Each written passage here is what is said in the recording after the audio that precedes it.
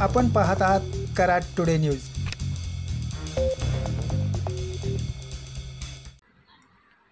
महाराष्ट्र राज्याची निर्मिती व स्थापना दिनाच्या निमित्तानं गौरवशाली महाराष्ट्र महोत्सव 2025 अंतर्गत राष्ट्रवादी काँग्रेस पक्षाच्या अजित पवार गट यांच्या वतीनं काढण्यात आलेल्या महाराष्ट्र गौरव रथ यात्रेचं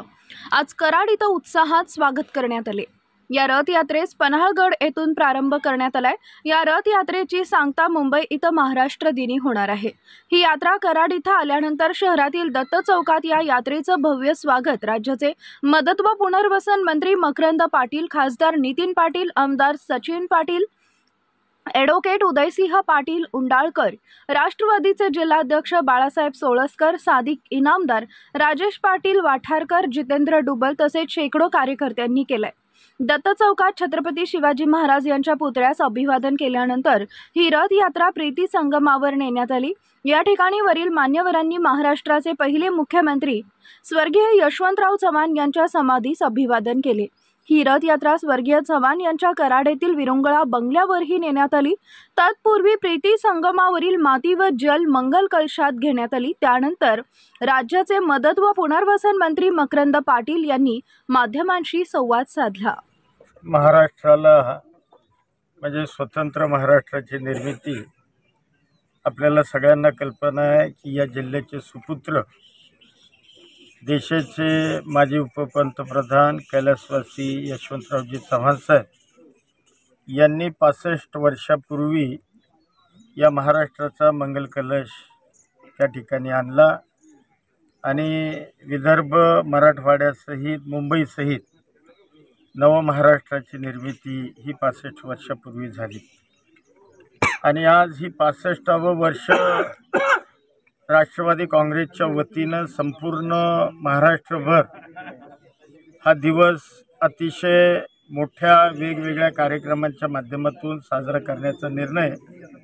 महाराष्ट्र प्रदेश राष्ट्रवादी काँग्रेसने घेतलेला आहे आणि निश्चितपणानं या पक्षाचे आदरणीय नेते अजितदादा पवार असतील, आमचे प्रदेशाध्यक्ष सुनीलजी तटकरे असतील, प्रफुल्लभाई पटेल असतील, छगनरावजी भुजबळ साहेब असतील, अशा मान्यवर नेत्यांच्या नेतृत्वाखाली हा कार्यक्रम या राज्यामध्ये अतिशय मोठ्या प्रमाणामध्ये कालपासून साजरा व्हायला सुरुवात झाली। जे राज्यातले 6 विभाग आहेत, या 6 विभागांमधून प्रत्येक विभागामधून ज्या पद्धतीनं मगाशी सांगण्यात आलं की छत्रपती शिवरायांनी ज्या ज्या ठिकाणी पराक्रम केला त्या गड किल्ल्यावरून त्या ठिकाणची पवित्र माती असेल, ज्या नद्या की ज्या नद्यांमुळं हा महाराष्ट्र सुजलाम सुफलाम झाला त्या नद्यांचं पवित्र जल असेल, त्याच पद्धतीनं ज्यांनी या महाराष्ट्र घडवण्यामध्ये अतिशय महत्त्वपूर्ण भूमिका पार पाडली त्या दिवंगत नेत्यांच्या गावी जाऊन त्या गावामधील पवित्र माती असेल, याचा एकत्रित सगळी माती जल एकत्रित करून तो मंगल कलश घेऊन प्रत्येक विभागातले कार्यकर्ते राष्ट्रवादी काँग्रेसचे हे मोठ्या प्रमाणामध्ये मुंबईकडं त्या ठिकाणी प्रयाण होत आहेत आणि 1 मेला संपूर्ण महाराष्ट्रभर म्हणजे महाराष्ट्र शासनाच्या वतीनं 1 मे हा मोठ्या प्रमाणामध्ये साजरा होतच असतो, परंतु राष्ट्रवादी काँग्रेसच्या वतीनं सुद्धा हा महाराष्ट्र दिन अतिशय मोठ्या प्रमाणामध्ये साजरा करण्याचा निर्णय आमच्या पक्षानं घेतलेला आहे आणि मुळामध्ये निश्चितपणानं जे अजितदादांनी या संदर्भातलं नियोजन आखून दिलेलं आहे त्या पद्धतीनं सगळ्या राज्यातले कार्यकर्ते या कार्यक्रमाच्या निमित्तानं कामाला लागलेत। आज आपल्या जिल्ह्यामध्ये ज्या ठिकाणी स्वर्गीय चव्हाण साहेबांची ही कर्मभूमी आहे, या कर्मभूमीतून सातारा जिल्ह्यामधून